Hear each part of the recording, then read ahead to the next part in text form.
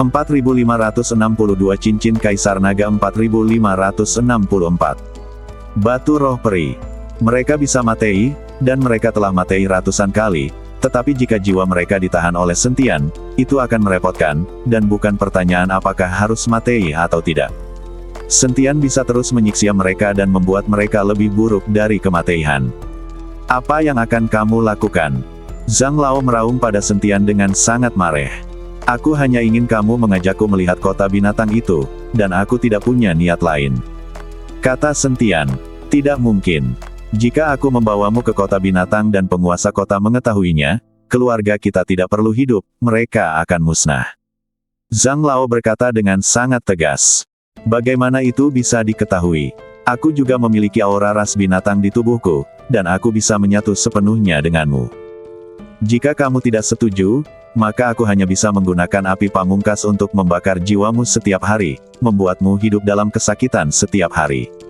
Sentian berkata tanpa daya, tidak, jangan. Pria parubaya berjubah hijau panik dan buru-buru memohon pada sentian. Lalu dia berkata kepada lelaki tua Zhang, Lao Zhang, berjanjilah padanya. Kota binatang kita sangat besar dan ada di sana ada banyak kultivator biasa di sekitar, tidak akan mengetahuinya. Lao Zhang, menurutku kita harus menyetujuinya saja. Jika tidak berhasil, kita bisa meninggalkannya di luar kota dan membiarkan dia memasuki kota sendirian. Saudara Lu juga sedikit panik dan berkata kepada Tuan Zhang. Zhang Lao memandang mereka berdua, dan akhirnya ragu-ragu sejenak dan berkata, oke, kami bisa mengantarmu ke kota, tapi kami hanya bisa meninggalkanmu di luar kota. Lalu kami akan berpisah dan tidak ada yang mau saling kenal. Selain itu, kota binatang memiliki peraturan yang ketat. Jangan berharap untuk menggunakan kekerasan di kota binatang. Tim penegak hukum kota binatang akan menangkapmu nanti. Tidak masalah. Sentian mengangguk. Sentian hanya ingin tahu bagaimana menuju ke kota bis sekarang. Adapun untuk sampai ke kota binatang, itu cerita untuk lain hari. Melihat Sentian setuju, Tuan Zhang dengan enggan melompat, dan kemudian beberapa orang terbang ke depan. Entah berapa lama, tapi Sentian selalu merasa pemandangan di sekitarnya tidak banyak berubah. Apakah kamu bercanda? Kami tidak bergerak sama sekali. Sentian berkata dengan marah. Jangan marah, kita sudah mendekati kota binatang, hanya kamu belum menyadarinya. Pria parubaya berjubah hijau dengan cepat menjelaskan. Lalu dia mengedipkan mata dan memberi isyarat kepada Sentian untuk melihat Zhang Lao.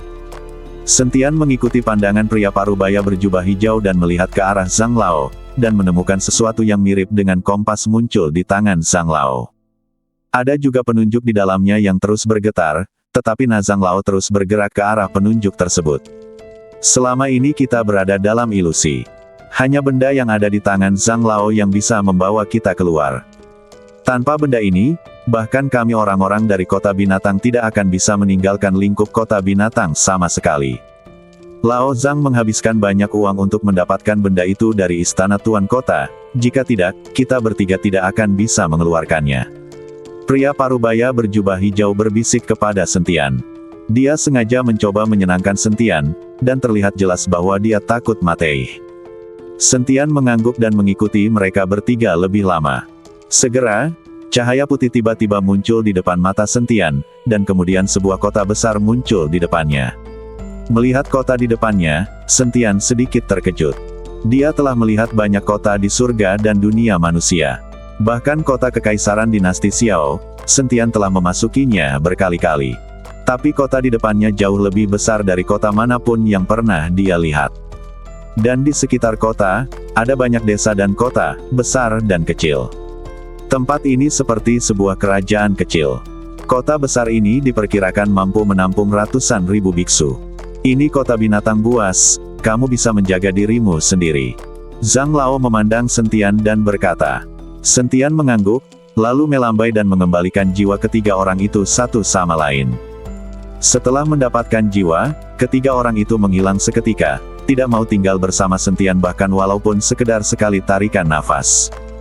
Mereka bertiga berjalan kembali, dan Sentian menatap kota binatang di depannya. Kota binatang besar itu seperti mulut berdarah, tergeletak di tanah yang luas.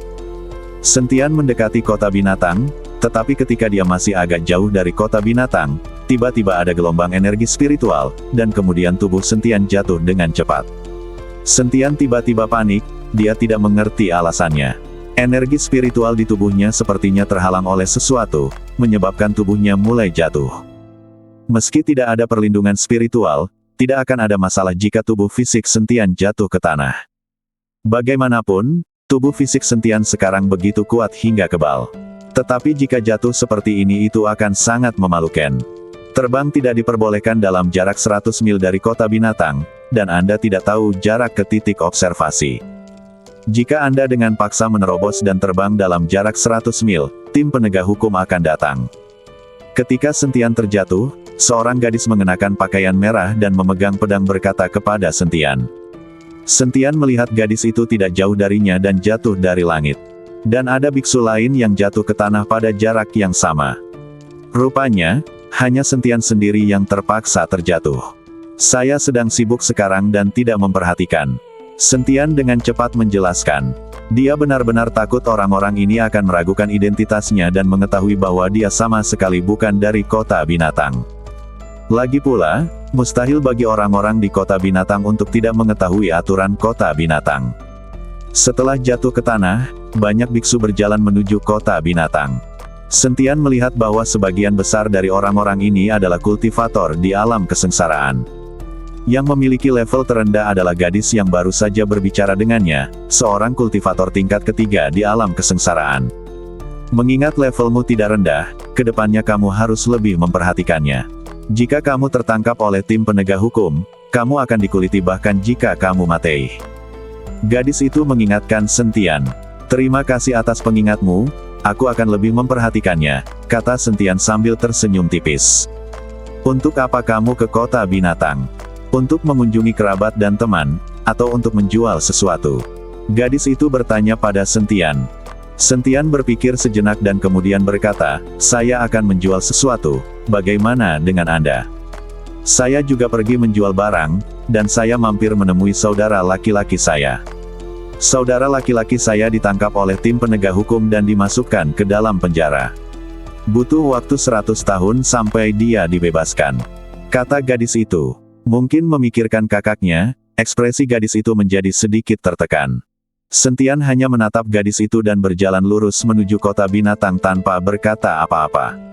Sentian bukanlah seorang biksu di kota binatang, jadi dia tidak ingin berbicara terlalu banyak. Lagi pula, terlalu banyak bicara akan menyebabkan kesalahan. Jika seseorang mengetahui identitasnya, itu akan mendapat masalah. Ketika gadis itu melihat Sentian berhenti berbicara, dia segera mengejarnya, apa yang akan kamu jual di kota binatang? Sekarang rumput peri di kota binatang bahkan tidak bisa dijual dengan harga tinggi. Aku beruntung kali ini dan mendapat biji spiritual. Kudengar itu sangat berharga di kota binatang, kata gadis itu sambil mengeluarkan biji spiritual seukuran kepalan tangan dari tas penyimpanannya. Sentian melihat sekali dan langsung berhenti. Sentian dengan hati-hati melihat biji spiritual di tangan gadis itu, dan kemudian bertanya, bisakah biji spiritualmu diperdagangkan di kota binatang? Tentu saja, ini adalah batu roh peri. Ini sangat berharga di kota binatang. Banyak orang yang membelinya. Kudengar itu diperintahkan oleh penguasa kota untuk membelinya. Sentian telah melihat bahwa itu adalah batu peri. Saat ini, Sentian masih memiliki banyak batu peri di tubuhnya, semuanya dia dapatkan dari tas penyimpanan Narota. Tapi Sentian tidak menyangka bahwa kota binatang buas ini juga memiliki batu roh peri semacam ini. Apakah kamu menemukan batu peri ini?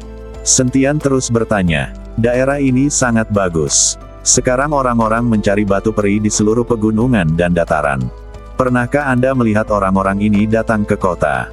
Kebanyakan dari mereka menjual batu peri. Saya bisa menemukan batu peri sebesar itu, dan saya mengambil banyak resiko, tapi itu sepadan.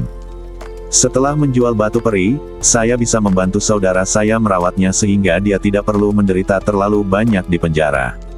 Setelah gadis itu selesai berbicara, dia melihat ke arah Sentian dan bertanya, apa yang akan kamu jual? Oh, aku akan menjual batu peri juga, tapi ukurannya tidak sebesar milikmu. Sentian juga mengeluarkan batu roh peri, tapi ukurannya jauh lebih kecil dari milik gadis itu. Punyamu sudah tidak terlalu kecil lagi.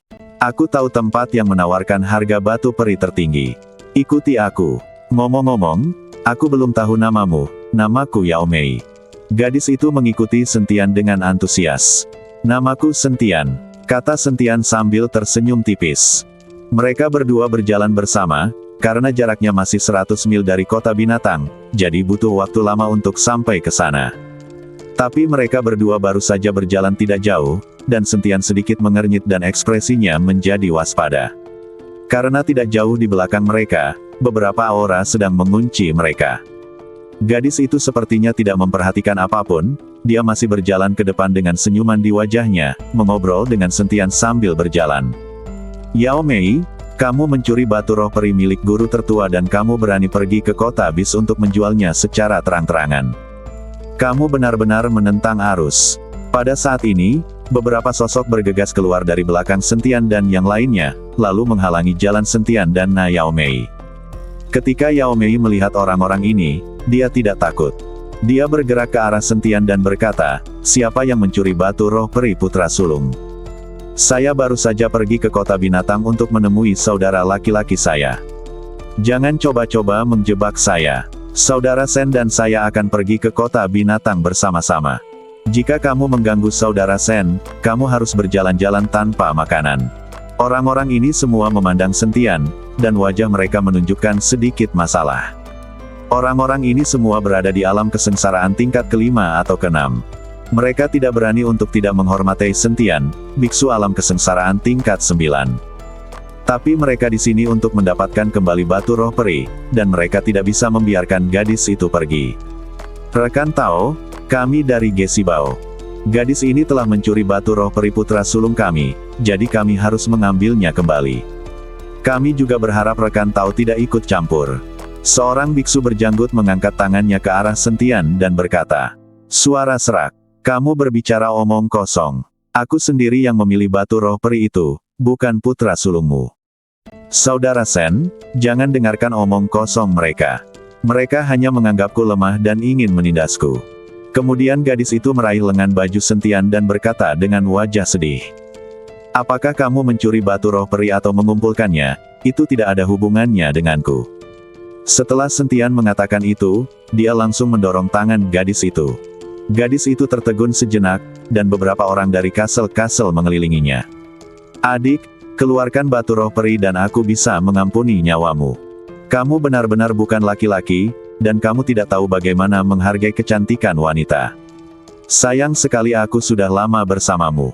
Yao Mei menatap tajam ke arah Sentian, dan akhirnya mengeluarkan batu roh peri tanpa daya.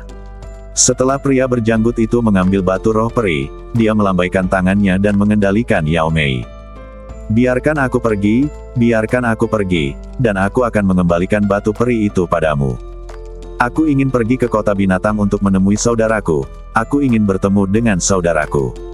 Yao Mei meronta, tapi tidak ada gunanya. Sentian melihat ke arah Yao Mei yang sedang berjuang, dan kemudian melangkah maju untuk menghalangi jalan para biksu. Rekan Tao, karena batu roh peri telah dikembalikan kepadamu, berikan aku wajah dan biarkan dia pergi. Kata Sentian kepada biksu berjanggut. Biksu berjanggut itu memandang Sentian, dan akhirnya melambai tanpa daya dan melepaskan Yao Mei. Karena dalam menghadapi kekuatan absolut, mereka harus melakukan ini. Setelah beberapa biksu pergi, gadis itu mulai menangis, dan dia menangis begitu keras hingga membuat bunga pir bermekaran seperti hujan. Bersambung.